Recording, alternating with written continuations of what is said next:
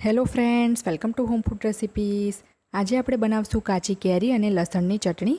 આ ચટણી ખાવામાં ખાટી મીઠી અને સ્પાઇસી લાગે છે। જો આ ચટણીને તમે મેઇન ડિશમાં સર્વ કરી લેશો તો તમને ના ભાવતું શાક પણ ભાવવા લાગશે, એવો એનો ટેસ્ટ હોય છે। આ ચટણી બનાવવી પણ એકદમ સરળ છે, ફક્ત 10 જ મિનિટમાં એ બની જાય છે અને ફ્રીજમાં રાખીને આ ચટણીને તમે 10 થી 12 દિવસ સુધી સ્ટોર કરી શકો છો। એ બિલકુલ પણ ખરાબ નહીં થાય। જો તમે પહેલાં ક્યારેય આ રીતે આ ચટણી નથી બનાવી અને નથી ખાધી તો આ રેસીપીને ફોલો કરીને તમે આને ચોક્કસ બનાવજો। તો ચલો એને બનાવવાનું શરૂ કરીએ। અહીંયા મેં એક મોટી સાઇઝની કાચી કેરી લીધી છે અને સૌથી પહેલાં તો આપણે પીલરની મદદથી છોલી લઈશું। અહીંયા મેં તોતાપુરી કેરી લીધી છે અને ગ્રામમાં આ 200 ગ્રામ છે।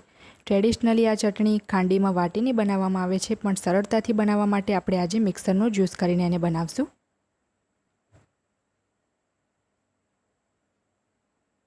અહીંયા તમે જોઈ શકો છો કે વચ્ચેનો ગોટલીનો ભાગ અને છાલ કાઢીને ફક્ત 160 ગ્રામ જેટલી જ રહી ગઈ છે, એટલે કે 163 ગ્રામ રહી ગઈ છે।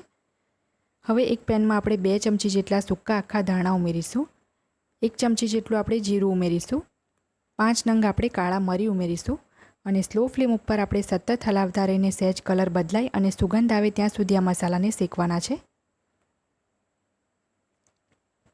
જ્યારે મસાલા શેકાઈ જાય તો આપણે આને એક પ્લેટમાં કાઢી લઈશું। હવે એક મિક્સર જારમાં આપણે કાચી કેરીના ટુકડા ઉમેરી દઈશું। 15 થી 20 કળી આપણે લસણની એડ કરવાની છે। સાથે જ આપણે જે મસાલા શેકીને રાખ્યા હતા એ ઉમેરી દઈશું। અડધી ચમચી આમાં કાશ્મીરી લાલ મરચું પાવડર ઉમેરીશું, જે ફક્ત કલર માટે છે, એનાથી ચટણીનો કલર ખૂબ જ સરસ આવશે। અડધી ચમચી તીખું લાલ મરચું ઉમેરીશું। 1 ચમચી આપણે એમાં સંચળ ઉમેરવાનું છે અને 5 ચમચી જેટલું આપણે એમાં મીઠું ઉમેરીશું, જે આપણે સાદું રોજ રેગ્યુલર ખાઈએ છીએ એ જ મીઠું છે। 3 મોટી ચમચી જેટલું આપણે એમાં ગોળ ઉમેરીશું। જો તમે દેશી કેરી લેતા હોય તો ગોળની ક્વોન્ટિટી તમારે વધારે એડ કરવી પડશે। આ કેરી વધારે ખાટી નથી એટલે આટલો ગોળ ઇનફ છે। હવે આને આપણે પીસી લઈએ। તો ચટણીને અહીંયા સહેજ અધકચરી પીસી લીધી છે, એકદમ બારીક પેસ્ટ નથી બનાવવાની। હવે આપણે આ ચટણીને વઘારીશું, તો એ માટે એક પેનમાં આપણે 3 મોટી ચમચી જેટલું તેલ ઉમેરીશું। તેલ બરાબર ગરમ થઈ જાય એ પછી આપણે એમાં 2 ચપટી જેટલું જીરું ઉમેરવાનું છે, 2 ચપટી જેટલી આપણે હિંગ ઉમેરીશું અને જે ચટણી આપણે અધકચરી પીસીને રાખી હતી એ ઉમેરી દઈશું। તો એકસાથે આપણે બધી જ ચટણી એડ કરી દઈશું અને સતત હલાવતા રહીને સ્લો ફ્લેમ ઉપર આપણે 1.5 થી 2 મિનિટ માટે આને સાંતળવાની છે, જેથી આપણે જે લસણ ઉમેર્યું છે એનું જે કચાશ હોય એ નીકળી જાય।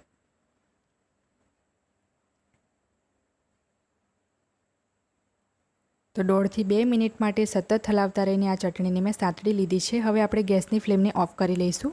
ખૂબ જ વધારે આપણે આને કૂક નથી કરવાની। તો આ ચટણીને આપણે હવે સર્વ કરી લઈએ।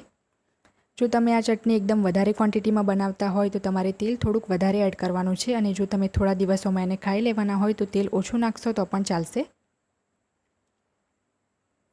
તો ફ્રેન્ડ્સ, રેડી છે આપણી કાચી કેરી અને લસણની ચટણી। જો તમને મારી આજની આ રેસીપી પસંદ આવી હોય તો મારા વિડીયોને લાઇક અને શેર કરી ચેનલને સબસ્ક્રાઇબ કરવાનું ના ભૂલતા। સબસ્ક્રાઇબ બટનની બાજુમાં જે બેલ આઇકન છે એને પણ દબાવજો, જેથી તમને મારા દરેક નવા વિડીયોની નોટિફિકેશન મળતી રહે। અને જો તમારે મારો આ જ વિડીયો હિન્દીમાં જોવો હોય તો એની પણ મેં લિંક નીચે ડિસ્ક્રિપ્શન બોક્સમાં આપી દીધી છે। તો મળીએ નેક્સ્ટ વિડીયોમાં, ત્યાં સુધી આવજો।